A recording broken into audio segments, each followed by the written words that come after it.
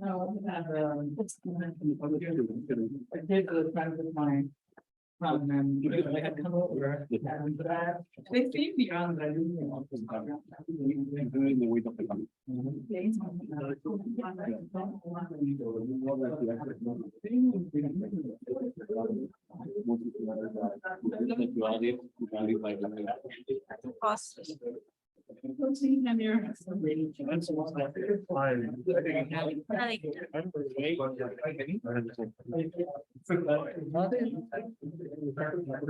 Like, oh, that's an old man.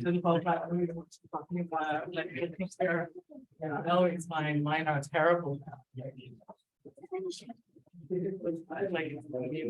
That's what it is.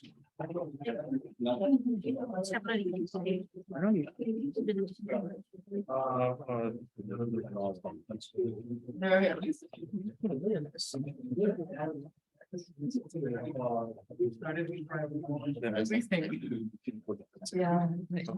My she retired in 1992. Oh, yeah. And he had his claws. I think I'm old. Yeah, I know, right? Like, Yes.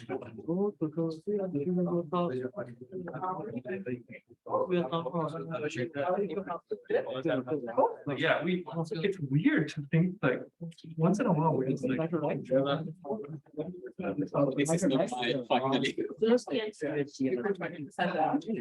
for you. That's always my like old school values. Like I have to say, it means you're not ready.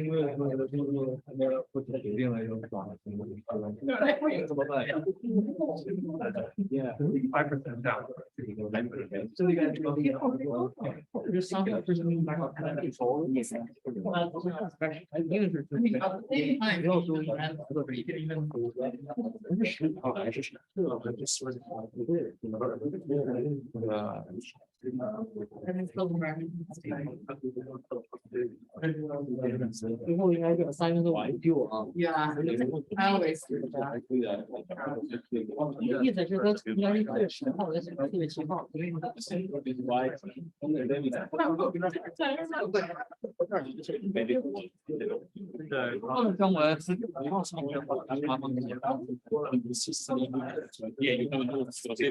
Jacket off.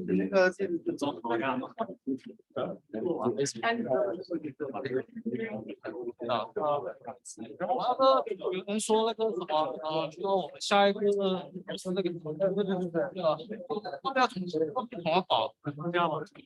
要搞好的，接纳吧。 I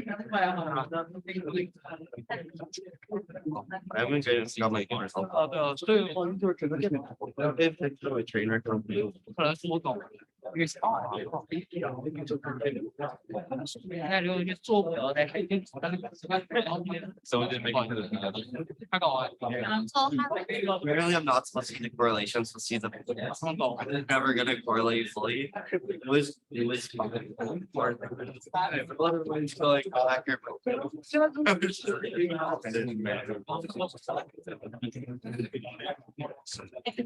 我们数做完了。 No, I don't point out. It's like 他们给你数做完了。 these are the results. These are the results.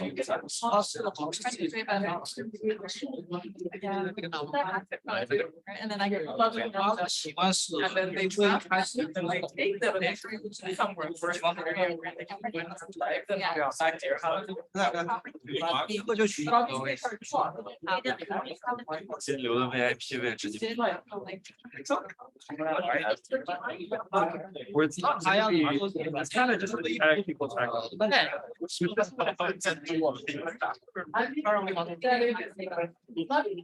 Like she kind of knew that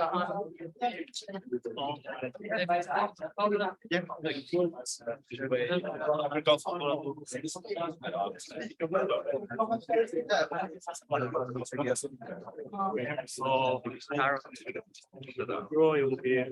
去打了吗？也去打了。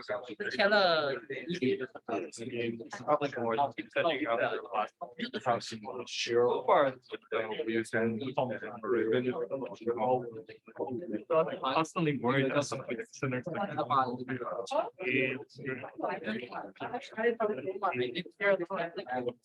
mean, now it's really picking up again. I went to if I came back. I'm going to go to the red path.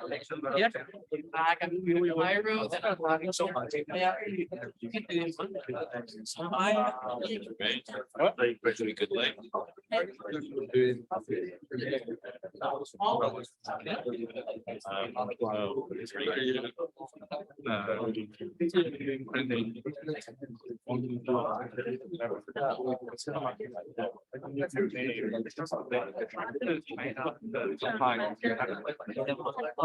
One or two. Yes.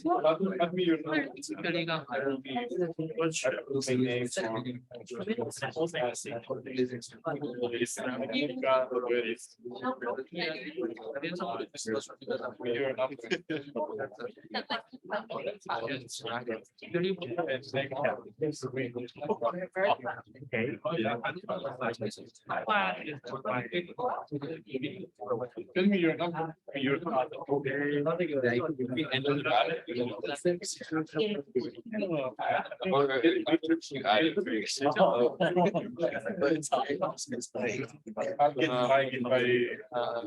I think a week is better than a way. I can take it over. All in one hand. The car, the lab.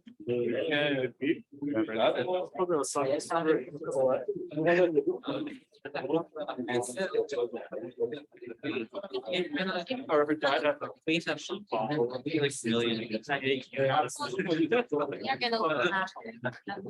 have to pick up the ring. Which one? Who you want? You think they're gonna bother you like? Yeah, somewhere else.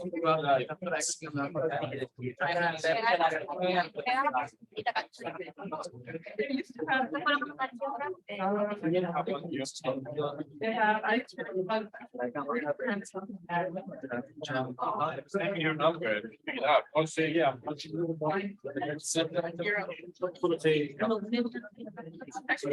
That's always. So you're probably like 20 now.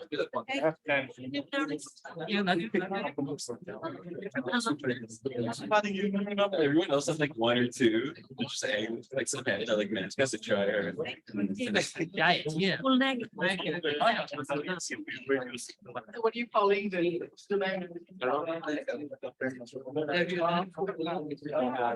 I guess the thing about the aspect. Or the transition. Last week we had a speaker.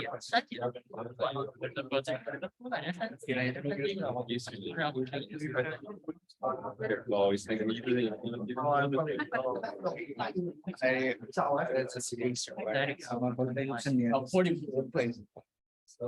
can. Hello. Okay. All right. Good afternoon, everyone. So, throughout this seminar series, and especially last week, we've been hearing about climate change and some of the effects of it and how we can do engineering to account for climate change and sort of things to consider in terms of the load conditions and how that affects our designs. But one other aspect, and I think this is more important, if not as important, is the social aspects. What actually could happen in society as a result of climate change and our efforts to combat this, right? We talk about renewable energies as a big thing that we need to do to achieve zero carbon emissions. And as engineers, we think about it mostly from the technology side. But what we don't often hear about is sort of some of the societal implications. What needs to change in our world, in our society, for us to become more equitable in these respects? So this week I brought in Professor Bipasha Baruah, who's the Canada Research Chair in Global Women's Issues, and also the Western Research Chair in the same topic, to talk about some of these gender equality issues as it pertains to renewable energy. So I think it's a fascinating topic.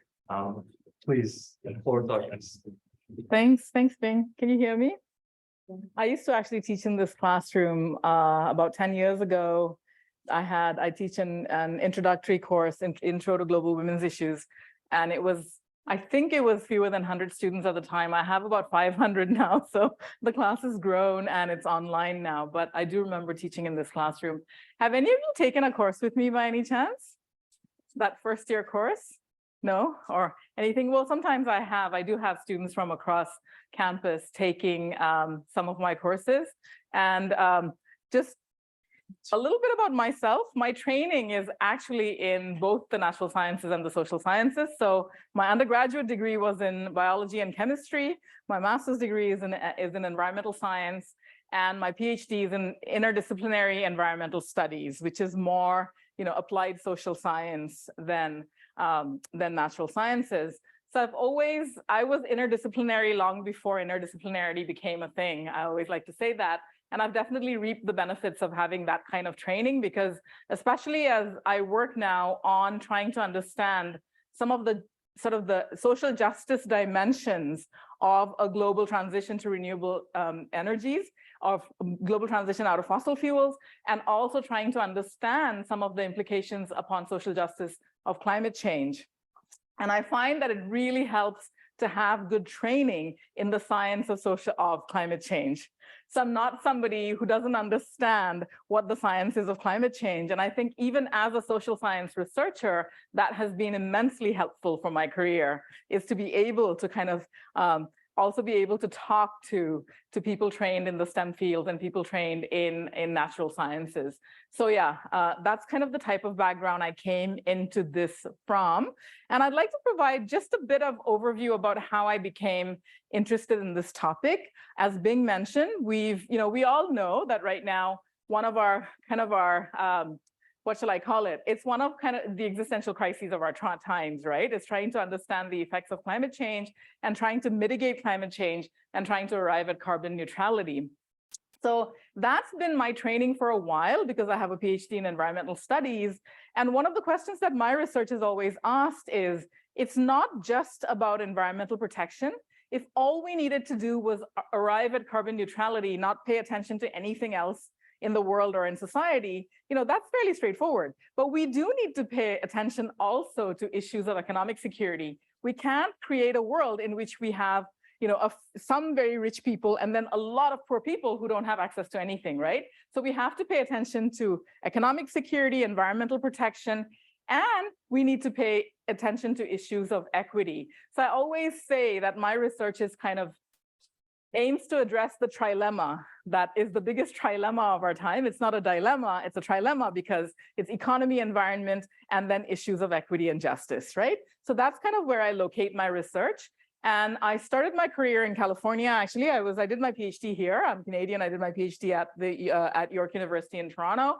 And then I started my career in California. I was there for 6 years. The year I got tenure there, the year I became a tenured professor, Western advertised this position in, it was a Canada Research Chair appointment, which is very prestigious. So I was kind of recruited back to Canada, and I was very happy to come back to Canada at that point. This was about 10 years ago. And around that same time, actually that year itself, 2012, 11 years almost now. Anyway, 2012 was the year of, it was the Rio conference in what is called the Rio conference. It's a United Nations conference, the United Nations Conference on Environment and Development. It's hosted in Rio in Brazil. That's why it's called the Rio conference. There was one in 1992. And then in 2012, it was the 20th anniversary of the Rio conference. And the big buzzword at that conference was green economy, right? Everybody was talking about the green transition and green economy. So that kind of became a buzzword everybody was talking about. And I asked myself, what is that? Of course, we understand that countries around the world are trying to transition to less carbon intensive economies, right? So we're trying to leave fossil fuels behind and move towards renewable energy, for example. And that is creating shifts in many industries. The energy industry is an obvious one, the fossil fuel-based industry. And then we're trying to make changes and move to renewables. People are debating whether or not nuclear should be part of the mix. That's a whole different conversation. So we're talking about that, but there are other changes to energy intensive industries. So if you think about industries like construction, transportation, manufacturing, agriculture, waste management, even fields like tourism that are very big generators of the economy, that are very important for the economy, they're all undergoing major shifts as a result of this transition. And one thing that is happening is that this transition is generating a lot of jobs around the world. How many people have heard the term green job? Green jobs? Low carbon jobs? Yeah, okay. So basically jobs that are, more consistent, or jobs that, basically pay more attention to the environmental dimension of what we're doing to the planet, right? So I started looking up to see what kinds of jobs are being created and what is happening around that time. What kinds of things are we talking about? And, in the past 10 years, there's a lot of this conversation is everywhere. So frequently, how do I move my slide thing? Okay, right down there. Yeah.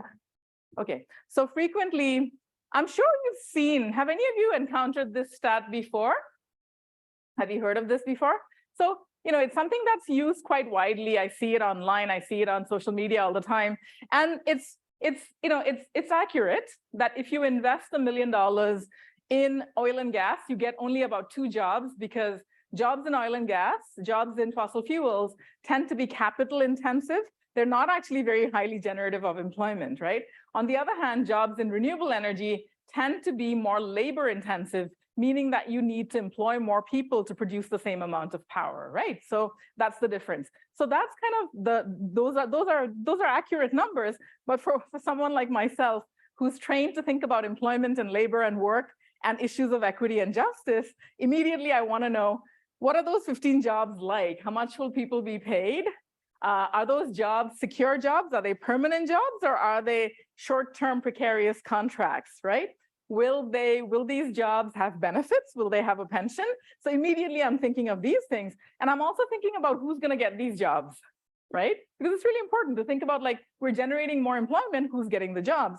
And if indeed you have the 2 jobs in oil and gas, and if those jobs are very well paid, and they're very well protected, and they have good benefits and security, employment security, then in terms of employment and in terms of issues of equity, are we necessarily better if we are producing 15 jobs that are all contract positions, that are really precarious, temporary labor?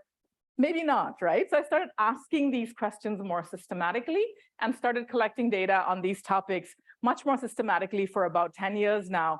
And at this point, some of the data I've generated is being used by a lot of different institutions, including the United Nations institutions, the World Bank, the International Energy Agency, the International Renewable Energy Agency. So we've been working on these topics for a while, for about 10 years. So I'll share this particular stat. So who here has heard of the International Renewable Energy Agency? No one? But it's called IRENA, you can either way. And it's exactly like a United Nations organization. So it's an intergovernmental organization. It's something that a country has to be a member of. Just like Canada is a member state of the United Nations, you have to be a member of IRENA, okay? And what they do is they try to predict trends. They try to study the renewable energy sector. And one thing they do every year is produce a jobs report. So they systematically tell you how many jobs are being generated, what kinds of jobs are being generated in renewable energy. So the latest stat we have is the 2021 report. It always gets published a year after. So if it's published in 2022, you get the 2021 stats. The one that'll come out this year will give you the 2022 stats, right? So what we know right now is 12.7%. And we know that women hold 32% of these jobs, which is pretty decent if you think about it, 32%, right? But then they also give you a sense of where these jobs are being generated, right? As you can see, China, big player in renewable energy, but China also is doing everything, coal, so it's not necessarily just a huge transition to renewables. It's kind of everything on the energy spectrum, right? But then we're also looking at the United States, you're looking at Brazil, the European Union is being treated like a country, as you can see. But like Germany is treated separately, right? Because it's big enough, the EU economy is treated as one. And then you can see the potential, where the potential exists as well. For example, if you look at the continent of Africa, you can tell there's tremendous potential in both North Africa as well as in Sub-Saharan Africa, given when you think about just the coastline, right? How long the coastline is, you think about how much sunshine right? How much solar energy. So there's a lot of potential still in sub-Saharan Africa, just to give you a sense, actually North Africa as well. So just to give you a sense of what this is looking like right now, right? Now, when we look at in 2018, the International Renewable Energy Agency, I had a sabbatical at that time from Western. They contacted me and said, we really want to collect data on a global scale. So we really want to understand what employment is looking like globally in renewable energy. And we want responses from all over the world, if possible. Can you help us design a survey? And for someone like myself, who is a university-based researcher, that's an immense opportunity, because as just one academic at a university, I don't have the capacity to raise that kind of data, right? But if I collaborate with an organization like IRENA that has membership bases all over the world, different countries around the world, they have a type of convening power that I don't, right? So they can do this much better than I can, basically, right? So they can get this survey out all over the world. People will actually fill it out. So we get this amazing data set. And that's exactly what we did. We designed a survey. I designed it with them, obviously, with the team from IRENA. And then it was administered by them to all their networks, right? So, and all the data came back. And at this point, this is the biggest data set that exists, essentially, anywhere on trying to understand the patterns of employment, what kinds of things are happening in this sector, right? So we got responses, as you can see, from 1,500 almost. We got number of countries. We had 144 countries. A few disappointments. We had really hoped for more respondents from China. We released the survey in all the UN languages, right? So we released it in all languages used by the United Nations, the official languages. It somehow, some countries, Russia, we didn't get a very good response rate. But this type of research, it's never perfect, right? You do your best. Next time you try to improve your methodology so you get better responses. So we were pretty happy with the responses we got. And I'll give you a sense for some of this, right? So yeah, the good news, right? Fairly good, actually. We see that, for example, if you look at women's participation, again, it's not because I think that looking at gender equality, the only way you can look at it is like thinking of men and women. Increasingly, we know that gender is a spectrum. It's not really just a biological definition of being male or female. It can be what you identify as. We understand these complexities, but this is in simple terms, when you're trying to administer a data like this, a survey like this around the world, this is obviously the easiest way is we ask people to indicate what their gender is, right? And they respond to it, and we try to get it. So it's pretty promising. It's like 10 percentage points higher than oil and gas for women. So that's pretty good. Then though, when we start looking at it a bit more, we kind of realize that 32% is the average. And the biggest inequity is in STEM jobs, right? So 28% of STEM jobs are held by women. On the other hand, non-STEM technical jobs are better. And finally, we see that 32%, the biggest influence upon it are actually administrative jobs, which means that a lot of women who are working in this industry are really working in non-technical jobs, right? Non-STEM jobs, which, as you can imagine, the STEM jobs tend to be better paid, right? We already know that there is a gender wage gap. Everybody knows that, right? In Canada, for example, it's like 84 cents to the dollar, I think, for women and men. But when you look at engineering, STEM training, that gap tends to be smaller, which is good news. So it's kind of like STEM training in terms of gender equality. It's like a glass half empty and a glass half full, because you have women do better in STEM fields in terms of their income, their wages, but they still experience some inequity, okay? So the average wage gap is about 14%, which is much better than in a lot of other fields, okay? So what we see is that primarily women are working in things like administrative jobs. They're working in things like public relations. So not necessarily the technical or the more like highly prized jobs in that sector. Another breakdown, we can look at it in different, we can parse it out more. And then we see that the best statistics come from, the best scenario for women is from solar photovoltaics. Anyone, any idea why solar photovoltaics would generate more employment? Any guesses? No? Well, solar photovoltaics tend to be the most labor intensive of the renewable energy sector. It's the most labor intensive technology. So if it's the most labor intensive technology, it generates the most employment. If it generates the most employment, obviously women are better represented. So it's nothing unique about that sector, okay? It's just that it's more labor intensive. The same way, when we look at the stats for wind, it's pretty bad. Wind is actually lower than oil and gas. And do you know why again? It's not labor intensive. Yes, Someone do. somebody spoke. It's me. Okay, great. Okay, I'm happy. Okay. They don't need a lot of employees. Yeah, how many of you have driven by the big, anytime, right? Like you go by, there's some employment generated in manufacturing, for example, manufacturing, assembly, transport, all of that. Once you have a windmill up and running, how many people have driven by these enormous windmills and you're like, is there one person who works here? You know what I mean? Because literally for operations and maintenance, you don't need very much. So that's why, it's kind of less poorly. And there are other factors, different parts of the world. We've heard about wind. Some of the employment tends to be sometimes in isolated locations. There are concerns about safety. So there are other things, but primarily it's because of that.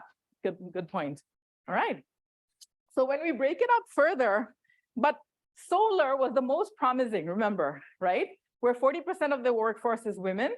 In the broader economy, it's 45%. So that's pretty good, right? But if you look at this, even in solar, even with the very promising stats, you see the same type of gap, that women are most poorly represented in STEM fields and then much more represented in administration. Okay, so good news, bad news, glass half empty, glass half full. Like that's kind of how I like to think about it. Break it down further. Let's look at different levels of employment. Okay, let's look at management, and you see the same type of pattern. Solar is pretty good. Like even 30% of management, tend to be women. Senior management, 17%. But then you look at the other fields and you kind of realize that, there's a lot. Like in oil and gas, 13% of all management positions, only 13% are women, right? So you're starting to see some of these big tendencies. So the issue being that renewable energy is better. It's better than other sectors of employment, like in terms of it's better than oil and gas, for example. But a lot of the things you see in oil and gas are also reproducing themselves in renewable energy. Does that make sense? Which means that technologies really can't change the world. You know what I mean? There's an assumption that if you have new technologies, it'll mean a whole new ball game, right? It doesn't. Often it just reproduces all the things that exist in the world. So we have to be really careful. It also means that if you're going to talk about equity, equity doesn't happen by itself. It has to be planned. It has to be implemented. It has to be monitored. Does that make sense? Most of you are too young to remember this, but the same thing was said of the information technology revolution, right? So when the internet caught on in a big way and everybody said, this is a game changer, like gender is not going to matter in the future, race is going to not matter, ethnicity is not going to matter because this technology is a game changer. Well, guess what? It didn't turn out to be, right? Because inequity always has a material dimension. Some people can't access opportunities, some people can't access money, jobs, whatever. It also has an ideological dimension, which means that some people believe that that's perfectly okay. Does that make sense? So you do have to address both the material and the ideological dimension to change things, right? Right. So to give you a sense of what kinds of jobs are created, this is important. In general, I would say this is fairly accurate for renewable energy. And like I said, remember we talked about how wind, there isn't much employment in operations and maintenance, but you can see for other technologies, that's where a bulk of the employment is going to be in operations and maintenance. I mean, you're training to be engineers. So in a sense, you might find yourself working in those industries. But what I find very interesting is that right now, decommissioning is only 2% of jobs, right? In the future, as this industry becomes more of a circular economy, there'll be more jobs in decommissioning, and I'll explain, okay? Right now, what is happening is carbon neutrality has become such a big goal that we are willing to accomplish it by any means possible. Right. So around the world, for example, we're seeing terrible practices in fields like mining, right? So if you're looking for materials like nickel, cadmium, silver, like things that we need often for developing renewable energy technologies, like if you're taking apart, a solar panel, right? some of the minerals you'll find there, some of the metals you'll find there have to be mined, right? And we're seeing terrible practices around the world because we're so focused on the end game, and the end game is carbon neutrality, that we're not paying attention at all to how these materials are being mined. So we're seeing a lot of bad practices. So what we're trying to encourage, and I've been trying to encourage the International Renewable Energy Agency to make this more of a priority for quite a while. And it's only in the last report that they started writing about it. So I was like, okay, it's going somewhere. That conversation is saying it's not enough just to transition to renewable energy. That economy has to be made more of a circular economy. In other words, you can't just afford to, when a solar panel has outlived its usefulness, you can't just junk it, right? It has to be recycled and the materials have to be recovered from it, especially those types of materials, right? Things like silver, cadmium, nickel, different metals have to be recovered and put back into the cycle, right? As that becomes more prominent in the future, I'm convinced that by 2030 even, this 2% is definitely going to grow. It's going to become a bigger component of employment in this sector. This makes sense to everyone? Okay. Either questions now or later, I don't care. Maybe later. So anyway, so where have I done this research? Well, a lot of OECD countries are represented in it. We find data, we analyze it, we try to understand, right? So a lot of OECD countries. Then we've also started looking at emerging economies. People know the acronym BRICS. What is BRICS? It's a group of emerging economies that are very powerful today. It's Brazil, Russia, India, China, and South Africa. Okay, that's just, and I'm very aware of language and terminology in doing this research because you can't really use any terminology without being critiqued, right? Like global north, global south, what does that mean? Developing country, industrialized country, what does that mean, right? So a lot of these terminologies are literally landmines, and I'm very aware of that. But in doing this research in a global context, we do have to characterize countries in one way or another. While I'm fully cognizant that there is a lot of global south within the global north, there's a lot of global north in the south. I'm very aware of those dimensions, yeah? So we're also doing the research in emerging economies and developing countries, a bit harder in this context because what is happening is a lot of employment in renewable energy is being generated in fields like biofuels, right? Biofuels, for example. But biofuels in many developing countries are grown informally. They're grown like as in agriculture. The jobs are like agriculture. So it's very difficult to keep track of informal settlements, of informal employment. So that's a challenge we're facing with this data. The other big one is when you do this type of research, it's impossible not to run into the food versus fuel debate. Who knows what the food versus fuel debate is? You should know this. What does the term mean?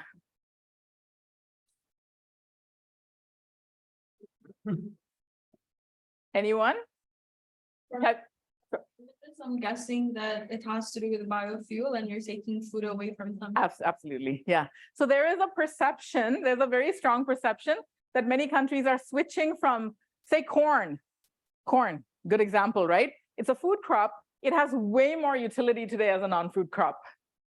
It has way more utility. I mean, everything, things you're wearing, the gum you're chewing, like everything has corn in it today, right? So fuel, for example, corn is much more valuable today as a biofuel than it is as a food, right? So a lot of scientists argue that if we keep doing this, for example, the whole land grabs, right? Where you hear of big food companies or big fuel companies going and buying out enormous tracts of land in countries in sub-Saharan Africa, where the regulatory regimes might be a bit weak and people just lose large tracts of land and they're growing biofuels in it. It's not a good strategy because people say it compromises food security, right? To be honest, when we did our research, we found that these conversations tend to be a bit sensationalist, as you can see, like it's literally taking food away from people, like that's the argument, right? But when we actually analyze the data, we find that it's more complicated than that. We find that the scale at which biofuels are grown makes a big difference. So countries around the world have used biofuels quite sustainably and quite responsibly for a long time. Anybody recognize this crop? You know what it is? No? It's a crop called jatropha. You heard of jatropha? It's an oil. It's a biofuel, basically, and it's grown in many parts of the world. It's grown in Thailand, in Mexico, Cambodia, parts of sub-Saharan Africa. It's grown in India. It's grown in many parts of the world. With that fruit, inside you have seeds, and the seeds produce oil. Okay, so that oil has been used as an energy source in many parts of the world. But unfortunately, what's happening now is that many food companies, many fuel companies have discovered this. So they're growing, they're turning these, what used to be in communities when they grew this fuel, they grew it along with other food crops, right? So you wouldn't just have a jatropha field, you would have food crops growing, and then you might have 1 or 2 trees, or you might do it along the perimeter. You might have food crops, and then towards the drier soil, you might grow jatropha. But increasingly what is happening is that people are growing them as monocultures, right? Many of these fuel companies, they're growing jatropha as sort of monocultures, where you're just growing this crop for its oil. And that's when I think you compromise food security, right? So the ways in which they were done at the community level, I think that food security and fuel security can be quite compatible, actually. So it's important not to also listen to always the most sensationalist stuff, right? Okay, so what does my research break out into? I won't have the time to go into all of it, but basically what we're seeing is that for gender equality, there are both barriers and opportunities, big surprise, right? And the ironic thing is some of the barriers can become opportunities, okay? If you have a barrier and if you introduce the right types of policies, if you introduce the right types of social consciousness and thinking, barriers can become opportunities. So the line between barrier and opportunity is quite fuzzy. I'll just touch very briefly upon these and some of my findings about the world at large, what STEM training looks like around the world, very counterintuitive. So I think you'll find it interesting as engineering students. The first one is the biggest challenge for women continues to be, for women and girls, is that the perceptions of women not being able to succeed in these fields.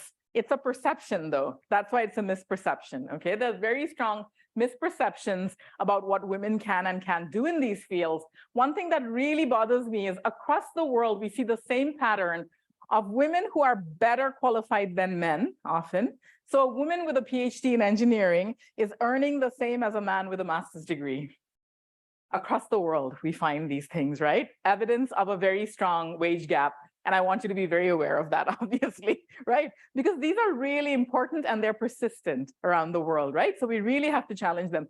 In engineering, a lot of diversity. I find that women tend to choose environmental engineering, for example, is a pretty, how many of you are studying to be environmental? I'm not surprised. And yeah, but other fields often are fewer women. Computer engineering tends to be one that, and there are reasons, there are different theories about some being very socially isolating.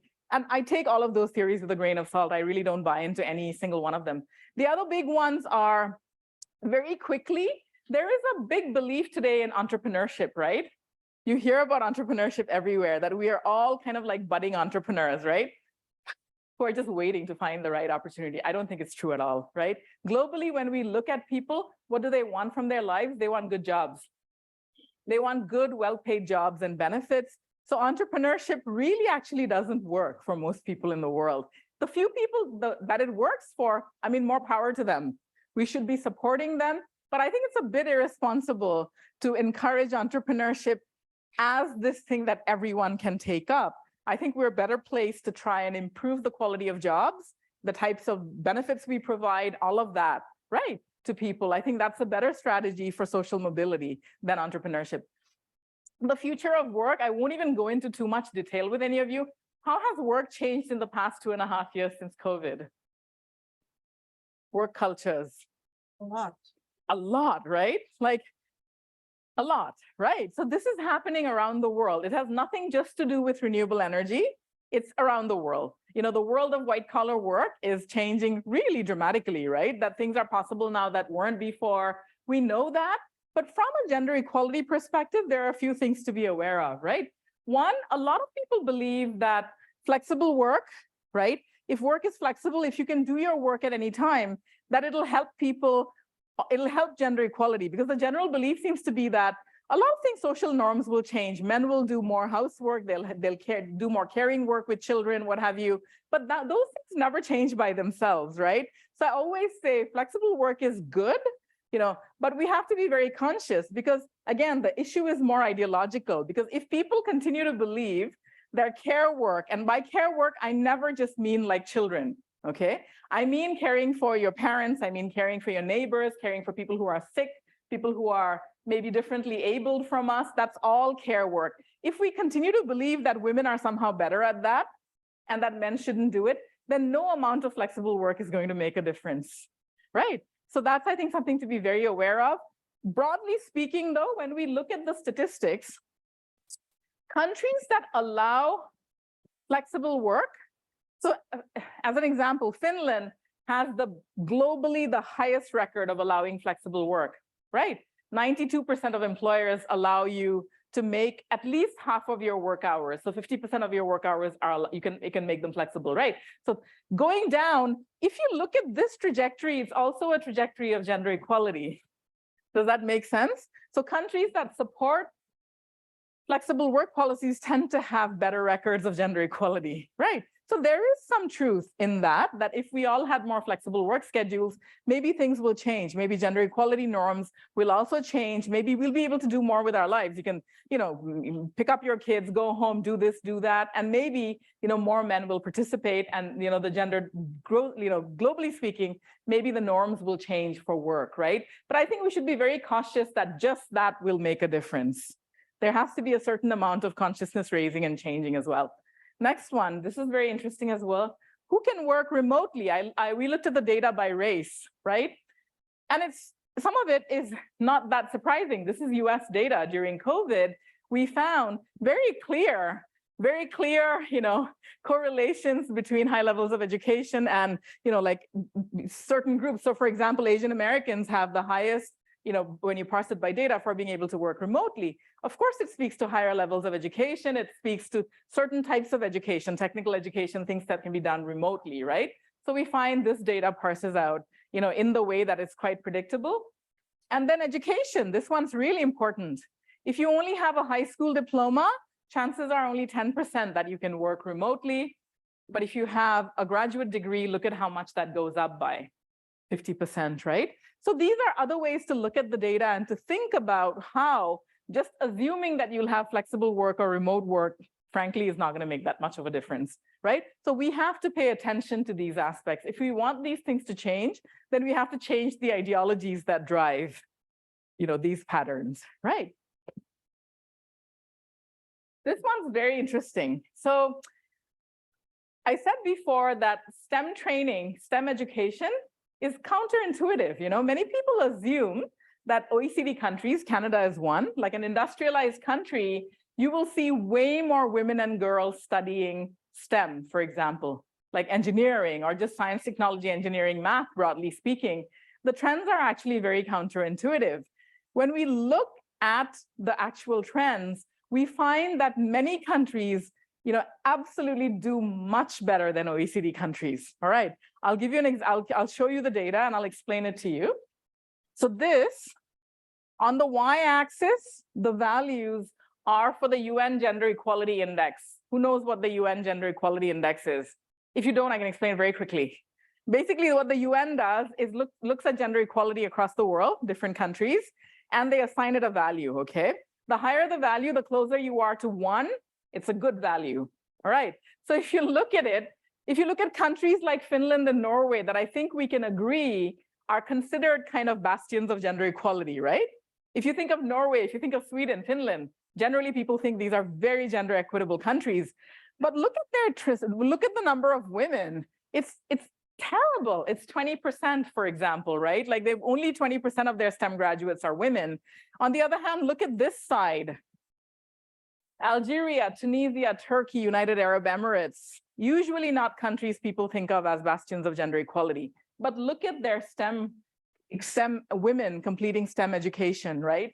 More than 45%, sometimes 45%. Sometimes I'll see numbers that are staggering. Like I remember looking at Mozambique, the country in Africa, it was like almost 50% of engineering graduates were women, right? Which is quite astonishing. So a lot of this is very counterintuitive. And now I'm not suggesting that in these countries, I'm not suggesting that things are going really well for women, by the way. In fact, what we see is that Education-wise, women do really well around the world today. Education, like in terms of, I always say, education as a public policy has worked incredibly well around the world. So women and girls are highly educated. In fact, today, you know, for secondary education, for at all levels of education, there's genuine concern about boys and men. They're really trailing girls and women everywhere in the world, right? The big challenge for girls and women is when they enter the workforce. So that's the question we have to ask. What happens to these women who are all completing these degrees? Why don't we see that commensurate career trajectory for them that we see in education? So education is in a way no longer as much of a challenge. It's much more of a challenge now to think of what happens to professional lives. And that's a whole other paper. I won't have the time to go into it today. All right. But so this is not actually that surprising when you see these patterns. If you were to plot Canada, terrible. So much so that Engineers Canada currently, you know Engineers Canada, right? The professional association that represents engineers, they have a goal. It's called 30 by 30, meaning that by the year 2030, they want to have 30% of women, right? I mean, it's pretty atrocious, actually. It's like when you look at the numbers, right? We've barely touched 20%. Even the provincial numbers, I mean, they're really disappointing when you look at those numbers. Now, if you look at the graph I showed you before, you can see that many other countries have long passed the numbers that we are aspiring to here, right? I can share this with Bing. It's very small. I'm sorry, you won't be able to see it. But the point I made was I just pulled statistics from UNESCO, the United Nations Education, Scientific and Cultural Organization. And from this, you can see there are only I found only 3 countries, I think, where that haven't exceeded Canada. They all exceed, you know, the goals that Canada have set for 2030, right? The same type of thing happens when we look at bringing us back to the renewable energy sector. We see very good employment patterns in the beginning of people's careers. Remember 32%? As you go up, we start seeing things leveling off again, right? You start seeing, that's why the problem is not just recruitment.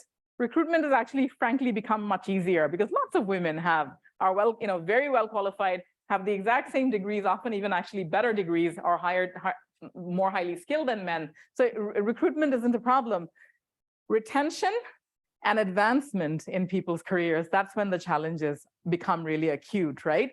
So when you look at this, you can see these are utility companies, and you can see boards, executive boards, for example, are very depressing to look at still. You'll see like 5% of executive boards have women on them, right? Like, so the other one, I put it together just because it makes people laugh, but it's not funny at all. And I'll explain it. So these are publicly traded energy companies in Canada. All right. 6% these are publicly traded energy companies. You know, that's important. 6% on the board are women, 94% are men.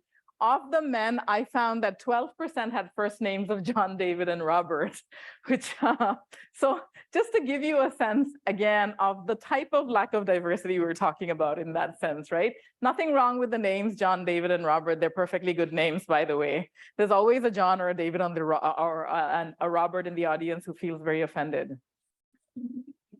That's not the point. Somebody actually asked the question, they put their hand up after I finished. I think it was on the floor of the Toronto Stock Exchange. He's like, my name is John David Roberts. He was making it up. He was just making it up, but just trying to be funny. So key takeaways, right? Similarities and differences between industrialized, emerging, and developing economies in the patterns of women's employment. I showed you how they're similar, and I showed you how they're different. Having said that, I think it's true for women. I think it's true for ethnic minorities. I think it's true for a lot of different groups of people that you can only gain, like, you know, you need good policy, right? Like policy is important. We also need changes in attitudes, in changes in minds and hearts, because policy by itself can't do everything, right? So things have to change, like ideologies have to change. And this is true everywhere in the world. It's not just true for developing countries. In fact, many developing countries and emerging economies do much better than industrialized countries. So that's the point I was hoping to make. And at the end of the day, I think the big piece is that equity doesn't happen by itself. You know, people think if you have a new technology or a new kind of field of employment, somehow everything will change. And it doesn't. A lot of the same things that existed in a previous field also exist in the other. In fact, one of the biggest tendencies we are seeing in renewable energy is that people who were working in fossil fuels, people who were working in the oil and gas industries, have been aware of the writing on the wall for a long time. So they've been transitioning out, and they're transitioning into renewables, which means that a lot of the patterns are going to reproduce themselves. Does that make sense? If we are not very careful about equity, right? So we joke about like the petroleum engineer who is now encouraging his children to study renewable engineering, energy. It makes sense, right? So that's unfortunately it. And some things that are happening are quite promising. In Canada, for example, I was looking at Calgary, at University of Calgary, they no longer offer petroleum engineering as a degree. They offer energy engineering, which means that you can work across the energy spectrum, as opposed to just working in fossil fuels. That is one way of changing things, and that'll make the field much more attractive for people, a lot of different types of people as well, right? But I think if we don't pay closer attention to equity issues, I don't really think, in terms of social justice issues and equity issues, I don't think transitioning to renewable energy will do that much by itself. I make videos. I'll actually give you the PowerPoint, and if you want to share it with the class on OWL. So I, make conceptual animation videos, what have you. I'll do all kinds of stuff. I've been a full professor now for 6 or 7 years, and I always say, yeah, what the F, I can do whatever I like. So I do produce all kinds of things I like. I do a lot of like public media stuff, put it out on social media, that kind of like, I just said, yeah, I don't need to pay that much attention to constantly because there are no more promotions to seek. So I'll do all this creative work and however I feel about it. I feel very fortunate. So please feel free to go and look at the videos if you want. The funniest thing is like, I put out these videos about these issues, and then somebody once shared it with me and said, oh, I thought you would be interested in this. I was like, yeah, actually, I produced that video. So it was quite funny. And I'm very fortunate. This research gets funded by a lot of different organizations. So I just want to say a funding acknowledgements. Just about everybody gives me money, and I'm luckier for it. I think Western is happy for it. So it's a good field, and these are issues that I think way more of us should be engaging with. I mean, that's my point, right? At the end of the day, the focus shouldn't just be on the technology and the financing. I think we need to focus on these issues as well. And if I've done anything to convince you to think about it, then I think my job here is done, at least for now. So yeah, please ask me questions. Yeah, you're good.